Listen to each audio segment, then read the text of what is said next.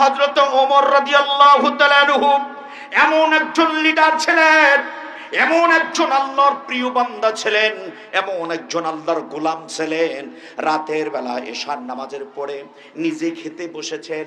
খেতে বসতে গিয়ে আমার ভাইরা খাবেন, মুখে উঠাবেন, এমন ভাবে চিন্তা এসে গেল, যদি খেয়ে পরে ঘুমিয়ে যাই, আমার রাষ্ট্রের মধ্যে একটা যদি কুকুরও যদি না খেয়ে যদি মারা যায়, কাল কিয়ামতের আদালতে আল্লাহ তাআলার কাছে আমাকে জবাবদিহি করতে হবে।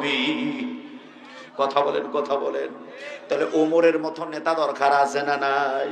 এই মুসলমান বলেন, ওমরের মতো নেতা দরকার আছে না নাই? আমার ভাইরা, ওমরের মতো নেতা তৈরি করতে গেলে একটু ওমরের ঘটনা শুনুন। হযরত ওমর রাদিয়াল্লাহু তাআলা আনহু বাসার থেকে বাইর হলেন। বাসার থেকে বাইর হয়ে মরুভূমির